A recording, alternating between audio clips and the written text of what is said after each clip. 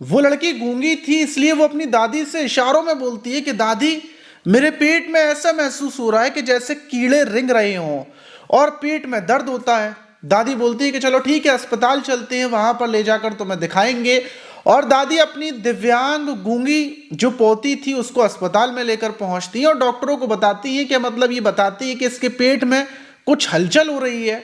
Doctors इसका ultrasound करने के लिए अल्ट्रासाउंड करते हैं, जांच करते हैं, और डॉक्टर से जो जांच करते हैं उसको देखकर डॉक्टर हैरान हो जाते हैं। डॉक्टर से बताते हैं कि जो आपकी ये पोती है ये 5 महीने की गर्भवती हो चुकी है, इसके पेट में बच्चा है और वो बच्चे की उछल पुछल से इसके पेट में ऐसा महसूस हो रहा है कि इसके पेट में कीड़े हैं। फौरन पुलिस को फोन किया जाता है। अब सवाल ये था कि आखिर बिल्कुल विकलांग लड़की, गूंगी लड़की, उसके पेट में किसका बच्चा है, उससे किसने संबंध बनाए।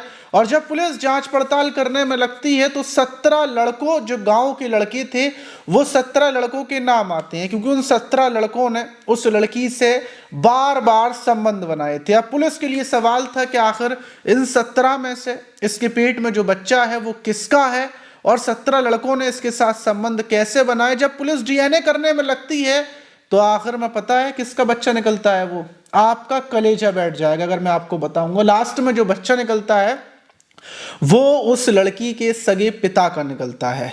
उस लड़की के सगे पिता ने भी उसके साथ संबंध बनाए थे।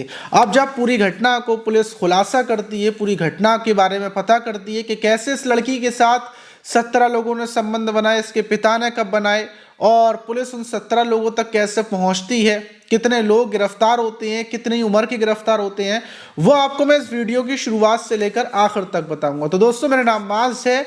उम्मीद है कि आप सब अच्छे होंगे, सुरक्षित होंगे। और जो आज की घटना है वो मुंबई की है। मुंबई का कफ परेड इलाका है और उसी इलाके में रहने वाली एक 20 साल की विकलांग लड़की, जो विकलांग थी, गूंगी थी और कानों से सुन भी नहीं सकती थी, और विकलांग होने की वजह से वो जमीन पर घिसट घिसट कर, क्योंकि अब इतनी मतलब गूंगी बहरी है तो जाहिर सी बात है अपने घर से निकलती है और पूरे गांव के चक्कर लगाती है, घूमती है, फिरती है, शाम के टाइम वापस अपने घर आ जाती है। उसका पिता किसान है, मजदूरी करता है, अपने परिवार के साथ ये लड़की रहती है। वक्त गुजरता जा रहा था। वहीं 22 सितंबर 2025 में, जो बीता साल था, उसमें ये लड़की अपनी दादी को बताती है कि दादी, मेरे पेट में बड़ी दिक्कत होती है, दर्द होता है।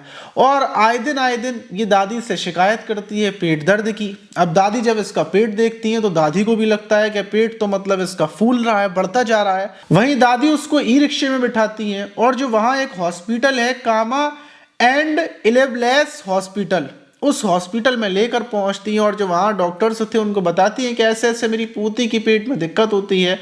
डॉक्टर्स चेक करते हैं और चेक करने के बाद डॉक्टरों को पता चलता है कि लड़की 5 महीने की गर्भवती है, उसके पेट में 5 महीने का बच्चा है। फौरन पुलिस को फ़ोन कर दिया जाता है कि ऐसे ऐसे मामला है। पुलिस आती है।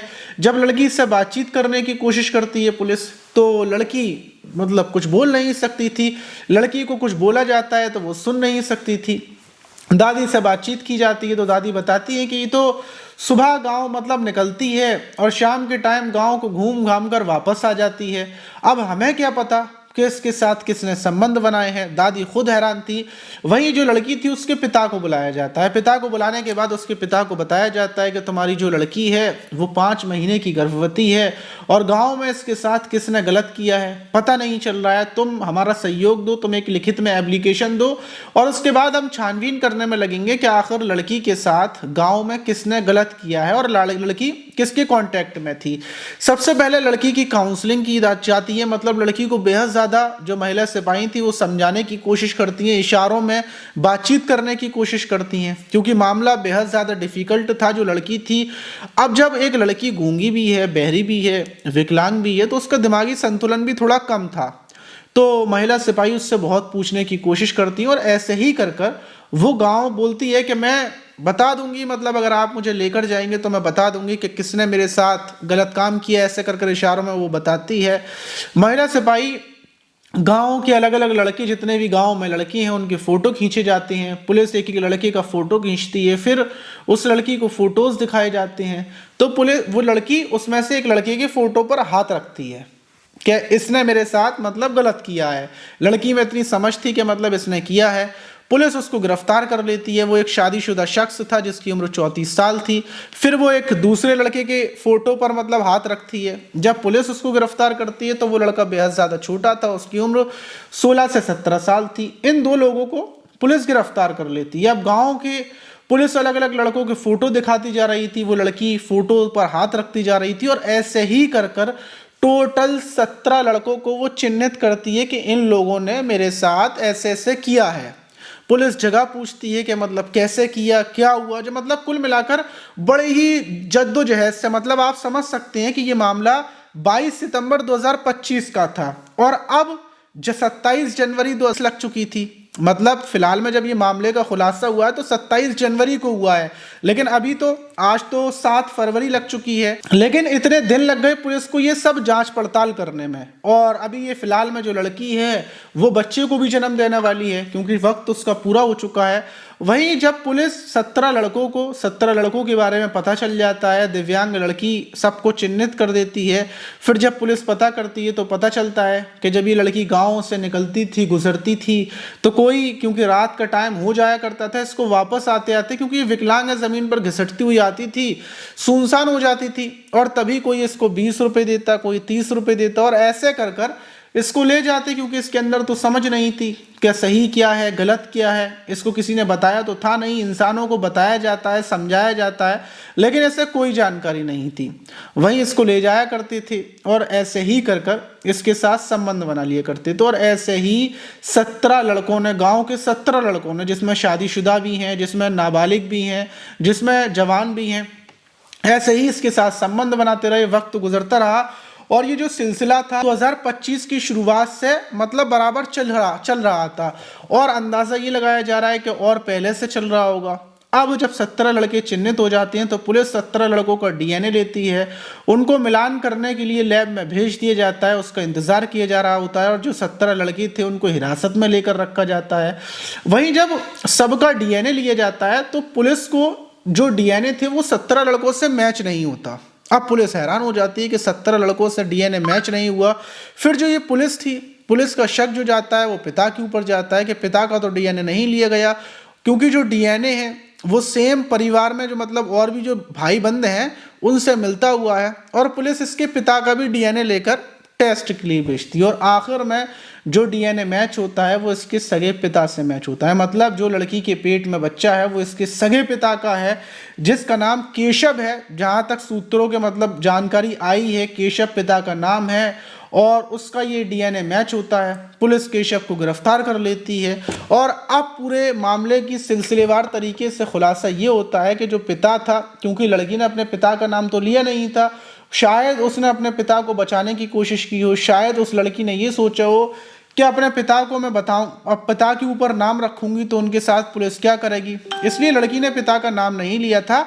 लेकिन डीएनए टेस्ट में पुष्टि हो जाती है। अब पुलिस जब जांच पड़ताल करने में लगती है तो पता चलता है कि जो पिता है ये शराबी है और इसको पता चल चुका था, क्योंकि गांव में जब अलग अलग लड़के 17 लड़के उसकी बेटी के साथ गलत करेंगे तो जाहिर सी बात है ये खबर पिता तक भी पहुंच गई होगी। और जब पिता को ये बात पता चली तो पिता ने भी इसका फ़ायदा उठाने की सोची और पिता भी इसके साथ गलत करने लगा। लेकिन बेचारी मासूम सी लड़की जो 20 साल की है, जो गूंगी बैरी विकलांग, जिसको कुदरत ने इतना सारा दुख दिया और फिर दुनिया वालों ने भी उसके साथ ऐसी घटना को अंजाम दिया। और सगा पिता, जिसको वो ये सोचती थी कि शायद पिता उसकी रक्षा करेगा, लेकिन वही पिता राक्षस निकला और इस घटना का खुलासा हुआ। वहीं पुलिस ने जिन जिन लड़कों के उसने नाम लिए हैं, पुलिस ने उनको उठाकर जेल भेज दिया। 17 लड़कों को भेजा है और जो पिता है उसको भी भेजा है। लेकिन अब जो ये लड़की है, क्योंकि जाहिर सी बात है वक्त इतना ज़्यादा हो चुका है तो जो पेट में बच्चा है उसको ख़त्म नहीं किया जा सकता,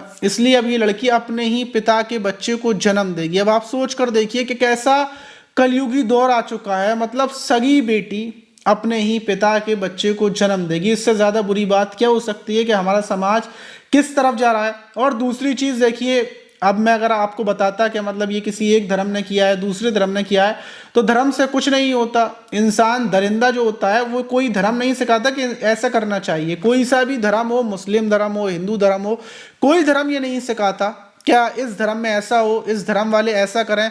ये जो करते हैं ये दरिंदे होते हैं, इनका कोई धर्म नहीं होता। अगर ये धर्म को मानते होते तो कभी अपनी बेटी के ऊपर गलत नजर नहीं डालते, मतलब गलत करने की बात तो दूर है, गलत नजर तक नहीं डालते।